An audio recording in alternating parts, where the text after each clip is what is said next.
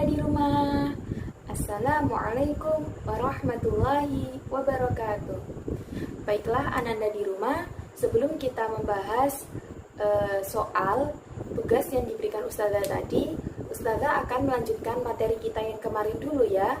Karena kita kemarin sudah membahas mengenai perintah Rasulullah untuk berdakwah dan materi yang didakwakan oleh Rasulullah. Sekarang kita membahas strategi dakwah Rasulullah SAW. Strategi dakwah Rasulullah ada dua macam, yaitu secara sir dan secara jahar. Secara sir yang berarti secara sembunyi-sembunyi, dan secara jahar yang berarti secara terang-terangan. Ustazah, mengapa sih kok Rasulullah melakukan dakwah secara sembunyi-sembunyi? Apa karena Rasulullah takut dengan orang kafir Quraisy? Jadi, Rasulullah melakukan dakwah secara sembunyi-sembunyi bukan karena takut dengan orang kafir Quraisy, tapi karena Rasulullah belum mendapatkan perintah atau belum mendapatkan wahyu untuk melakukan dakwah secara terang-terangan. Selain itu, juga karena kondisi orang Arab sangat mensucikan berhala, terus orang-orangnya juga masih jahiliyah, masih dalam masa kebodohan, menyembah berhala. Jadi dakwah dilakukan secara sembunyi-sembunyi terlebih dahulu agar fondasi Islam sebelum nantinya didakwakan secara terang-terangan itu kokoh. Ketika kena angin apapun, ia tetap kokoh. Ketika ia kena hujatan, kena hantaman apapun, kena godaan dari kafir Quraisy, maka Islam fondasinya akan tetap kokoh. Ibaratnya seperti kita menanam pohon. Ketika kita menanam benih pohon tersebut, maka kita akan sangat berhati-hati, kita akan merawatnya, kita akan menjaganya. Jangan sampai ada orang yang merobohkan benih kita yang baru tumbuh kecil itu. Ketika nanti sudah besar, pohon itu sudah tumbuh dan akarnya kuat, maka orang tidak akan mudah merobohkannya. Seperti itulah strategi dakwah Rasulullah. Jadi, Islam disebarkan secara sembunyi-sembunyi dulu, tujuannya supaya fondasinya kokoh, agar nantinya ketika dakwah sudah dilakukan secara terang-terangan, sudah banyak pengikutnya, sehingga orang kafir Quraisy yang akan mengecohnya, orang kafir Quraisy yang akan merobohkan fondasi dari Islam yang sudah disebarkan oleh Rasulullah itu merasa kewalahan dan tidak bisa merobohkannya. Seperti itu. Kemudian selanjutnya adalah as-sabiqunal awwalun atau orang-orang yang pertama masuk Islam. Dalam ajaran dakwah yang dibawa oleh Rasulullah SAW, ada beberapa orang yang percaya, mengimani apa yang dibawa oleh Rasulullah, yang kemudian kita sebut dengan as-sabiqunal awwalun atau orang-orang yang pertama masuk Islam. Ada 4 orang yang termasuk dalam as-sabiqunal awwalun. Yang pertama adalah Khadijah, yaitu istri Rasulullah SAW. Lalu Ali bin Abi Thalib, yaitu keponakan Rasulullah, putra dari paman Rasulullah Abu Thalib. Yang ketiga adalah Zaid bin Harithah dari golongan hamba sahaya atau budak. Dan selanjutnya adalah Abu Bakar As-Siddiq dari golongan kerabat. Abu Bakar As-Siddiq ini merupakan orang yang sangat disegani di Mekah. Ia orang yang sangat dipercaya, sangat dicintai oleh masyarakat di Mekah. Makanya banyak orang Mekah yang datang kepada Abu Bakar As-Siddiq. Dari situlah kemudian Abu Bakar As-Siddiq membantu Rasulullah dalam berdakwah untuk menyiarkan agama Islam. Dalam dakwah yang dilakukan oleh Abu Bakar As-Siddiq ada beberapa orang yang masuk Islam. Di antaranya adalah ada Utsman bin Affan, ada Bilal bin Rabah, kemudian ada Zubair bin Awam, ada Abdurrahman bin Auf, dan lainnya. Sedangkan dari yang perempuan adalah ada Sofiyah binti Abdul Muthalib, ada Ummu Salamah, ada juga Asma binti Abu Bakar, yaitu putra Abu Bakar, dan lain sebagainya. Sepandai-pandainya kita menyimpan sebuah rahasia, pasti bakal ketahuan juga. Itu pun yang terjadi pada Rasulullah. Ketika Rasulullah dakwah secara sembunyi-sembunyi, masih ada juga orang kafir Quraisy yang mendengar dakwah Rasulullah. Mendengar hal itu, ada orang kafir Quraisy yang acuh tak acuh, tidak memperdulikan dengan dakwah yang dilakukan Rasulullah. Tapi ada juga yang merasa khawatir bahwa nantinya dakwah Rasulullah akan semakin meluas, akan semakin menyebar. Di antaranya, orang-orang yang khawatir itu adalah Umayyah bin Abi Sal, Qis bin Sa'idah, dan Amru bin Naufal. Baiklah anak-anakku, itulah dakwah Rasulullah di Mekah secara sembunyi-sembunyi. Kemudian setelah Rasulullah melakukan dakwah secara sembunyi-sembunyi, Rasulullah pun mendapatkan perintah untuk melakukan dakwah secara terang-terangan. Terima kasih, itulah penjelasan dari Ustazah.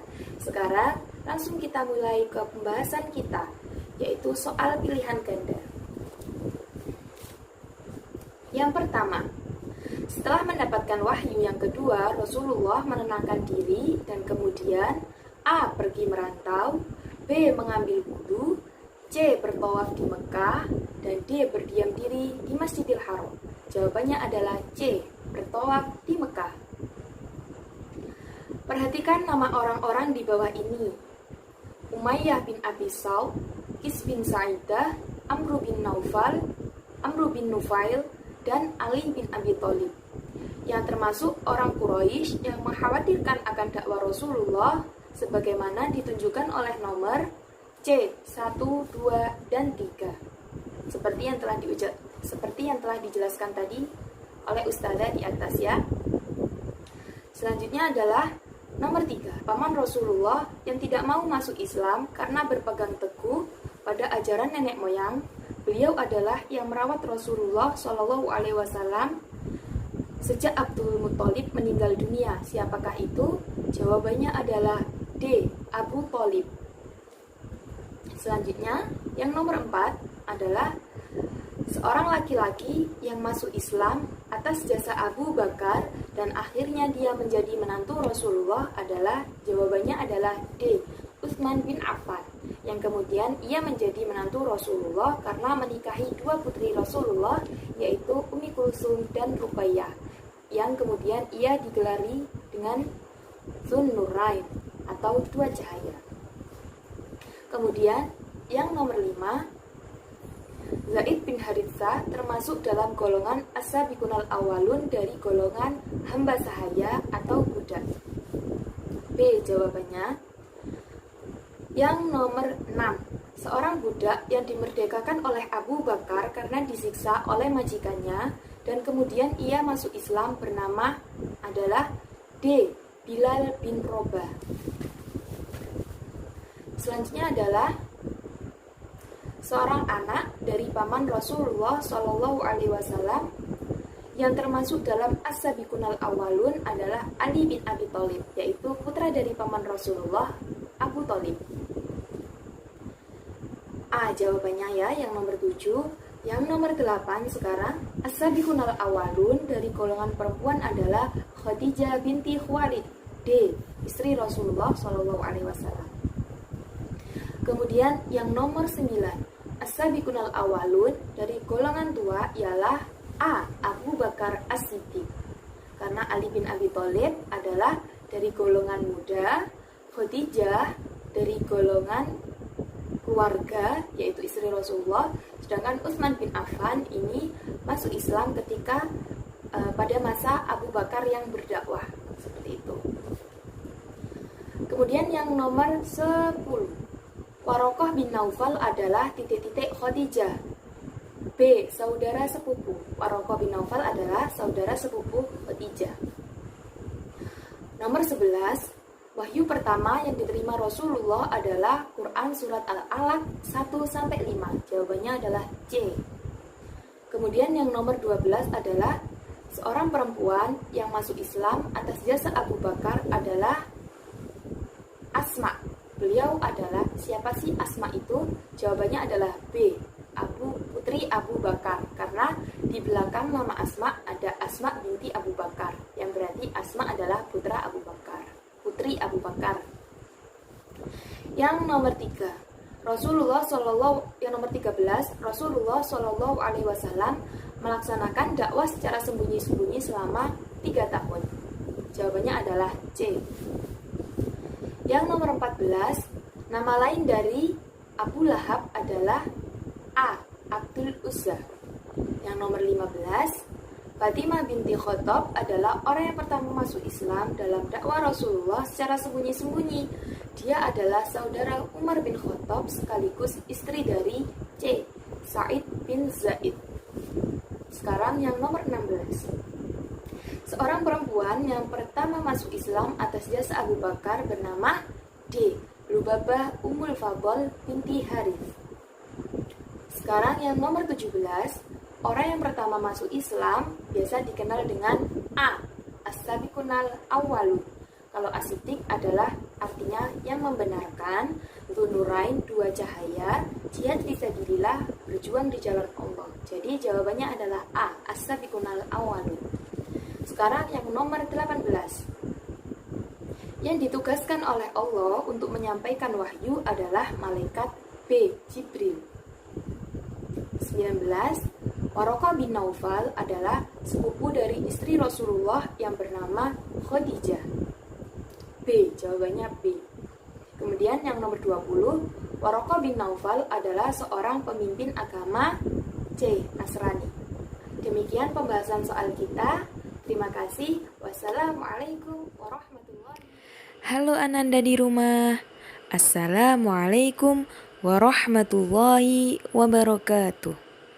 Sebelum kita membahas mengenai tugas yang diberikan Ustazah tadi, Ustazah akan melanjutkan pembahasan materi kita yang kemarin, yaitu kalimat thayyibah Masya Allah dan kalimat thayyibah Allahu Akbar.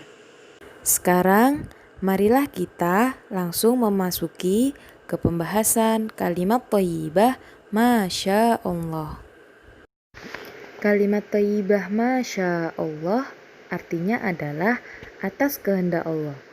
Kalimat ini diucapkan ketika kita melihat sesuatu yang indah dan menakjubkan.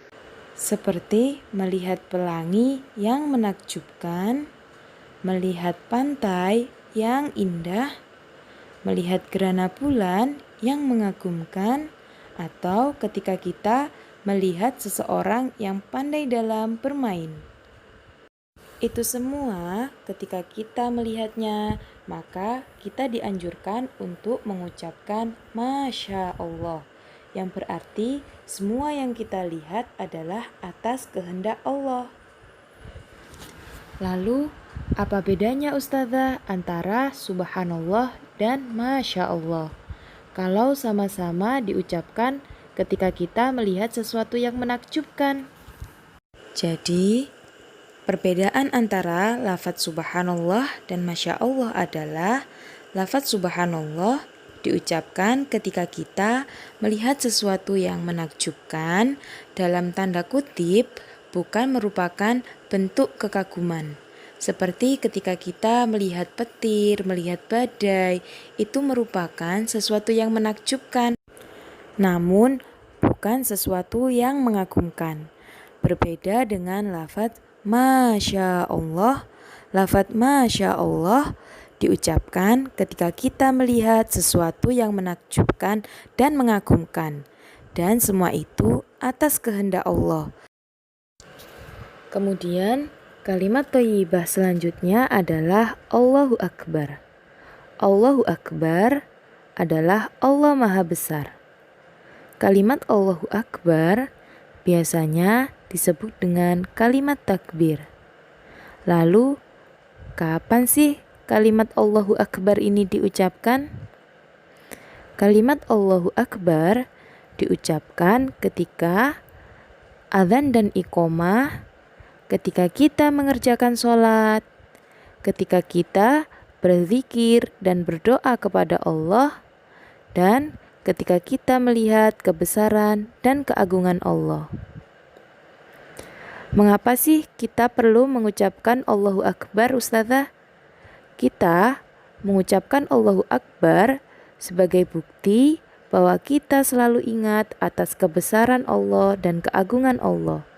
Karena pada dasarnya semua yang terjadi dan semua yang ada di atas dunia ini terwujud atas kebesaran dan kehendak Allah. Semuanya itu membuktikan bahwa Allah itu Maha Besar. Allahu Akbar. Sekarang langsung saja kita ke pembahasan soal akidah akhlak. Dibuka bukunya yang halaman 5. Mari kita bahas bersama-sama.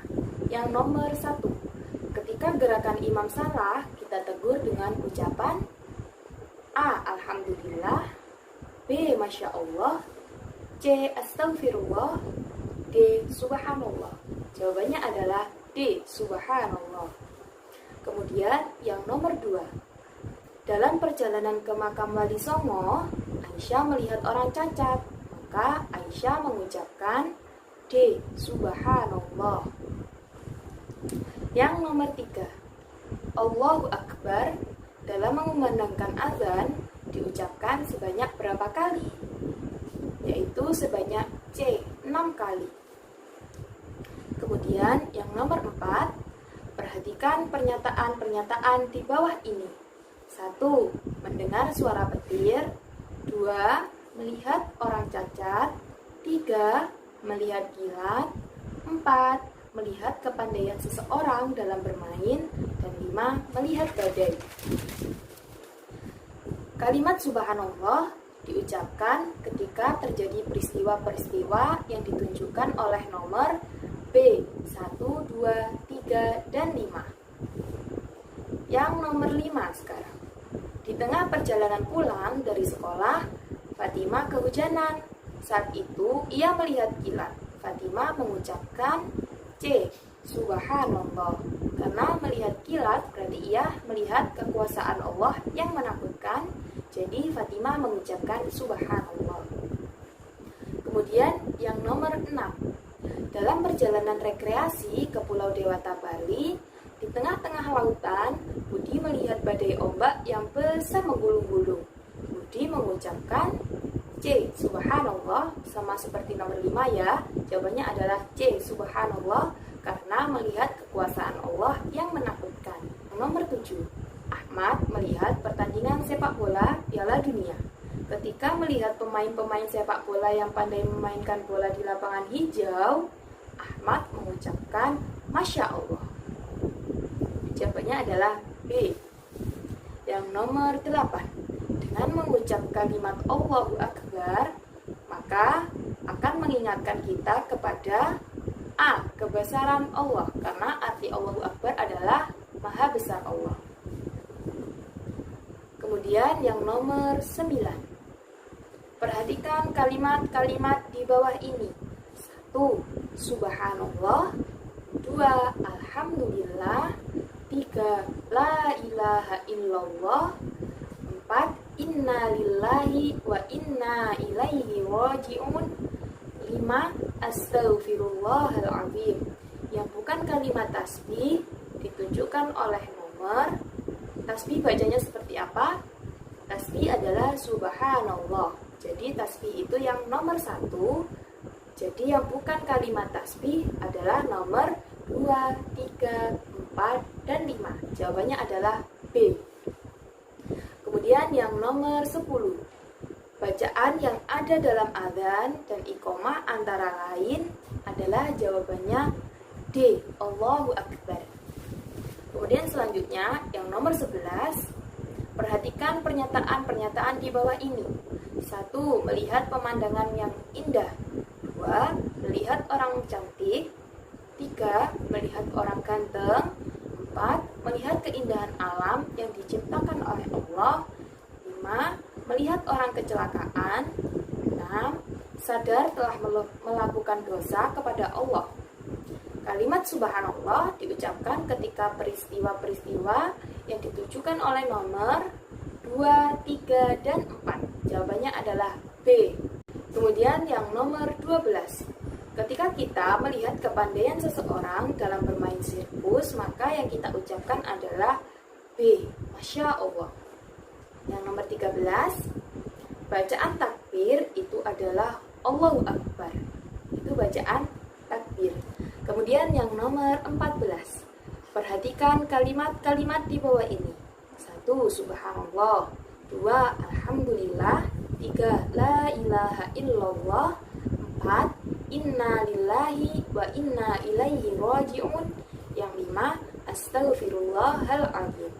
Yang bukan kalimat hamdalah ditunjukkan oleh nomor. Ayo, hamdalah bunyinya seperti apa? Hamdalah adalah Alhamdulillah. Jadi yang bukan adalah 1, 3, 4, dan 5. Jawabannya adalah A. Kemudian nomor yang terakhir, nomor 15, yaitu Maha Besar Allah adalah arti dari kalimat D. Allahu Akbar. Allah Maha Besar, yang berarti Maha Besar Allah. Demikianlah pembahasan soal kita. Terima kasih. Wassalamualaikum warahmatullahi wabarakatuh. Baiklah anak dan di rumah, sekarang langsung saja mari kita mulai pembahasan soal untuk Al-Quran Hadis. Karena materi di Al-Quran Hadis ini semua sudah Ustazah terangkan di minggu kemarin. Jadi sekarang langsung saja kita mulai pembahasan soalnya. Mari dibuka halaman 6. Yang pertama, watawasau bis-sabr. Kalimat yang bergaris bawah dari penggalan surat Al-Asr tersebut dibaca A. Watawasowa, B. Watawasau, C. Watawaso, D. Watawaso. Jawabannya adalah B. Watawaso. Kemudian yang nomor 2, lafadz yang mengandung arti sesungguhnya manusia itu adalah kalimat yang A. Wal ars, artinya demi masa. B. Innal insana, sesungguhnya manusia itu. C. Lafi khusrin, dalam kerugian. D. Wa'amilu, mengerjakan. Berarti yang mana ya jawabannya? Jawabannya adalah B. Innal insana, yang berarti sesungguhnya manusia itu. Kemudian yang nomor 3, innal insana, jumlah hurufnya adalah ada berapa ya? Ada 7 atau ada 8? Jawabannya adalah ada 8. Sekarang yang nomor 4, lafadz yang mengandung arti dan nasihat menasehati supaya mentaati kebenaran adalah yang C. Watawasau bil haqqi, yaitu saling menasehati dalam kebenaran. Yang D itu saling menasehati dalam kesabaran. Jadi bukan ya, jawabannya adalah C.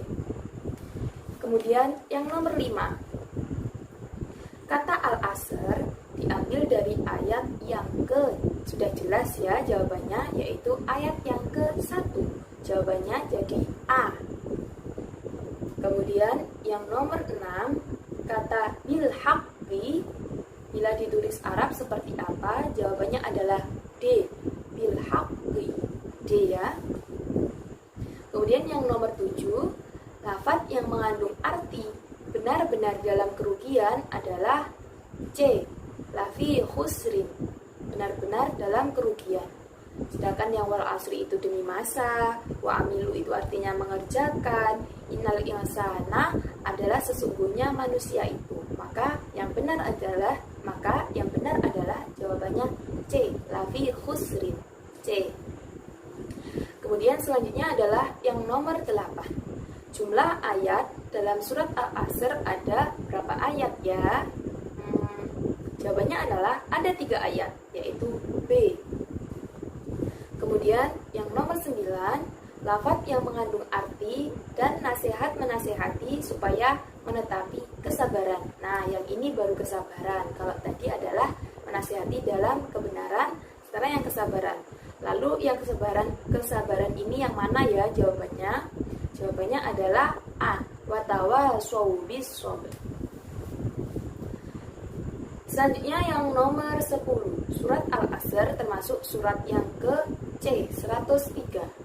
Kemudian yang nomor 11, arti dari Al-Asr adalah demi masa, yaitu B. Nomor 12, kata Al-Asr bila ditulis Arab adalah yang D, pakai short, Al-Asr. Bukan yang A ya, itu pakai sin, bukan. Yang C juga bukan, karena pakai shin, bukan. Al-Asr, demi masa. Kemudian yang nomor 13, surat Al-Asr tergolong surat-surat Makkiyah. Jadi jawabannya adalah B, tergolong surat Makkiyah karena surat ini diturunkan ketika Rasulullah masih dalam periode dakwah di Mekah. Kemudian yang nomor 14 adalah lafadz yang mengandung arti demi masa adalah kalimat B. Wal asr.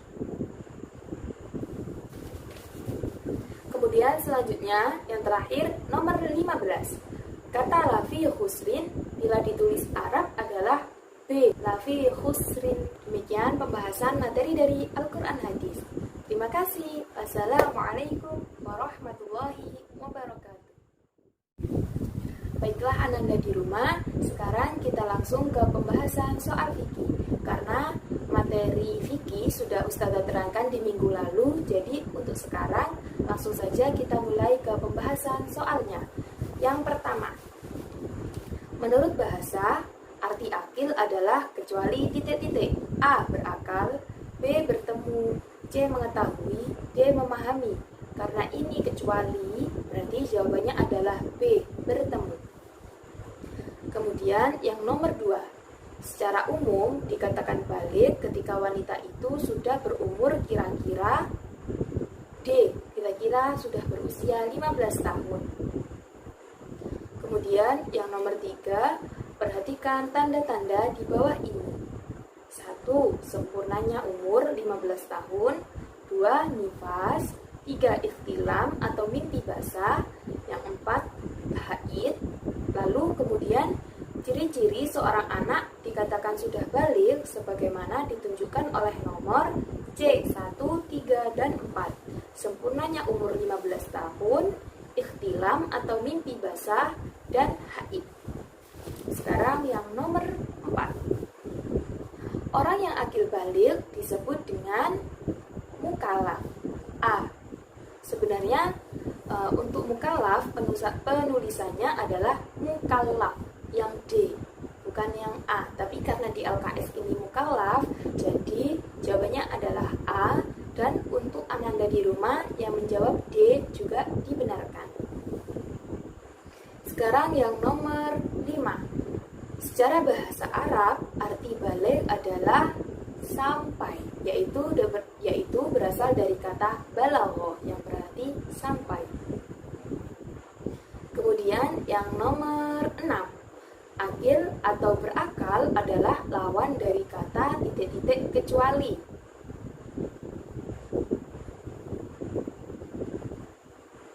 Berarti kecuali adalah B, mukallaf. Karena mukallaf ini orang yang bisa membedakan antara baik dan buruk. Jawabannya adalah B, mukallaf. Kemudian yang nomor 7. Orang yang berakal adalah orang yang A. Sehat sempurna pikirannya.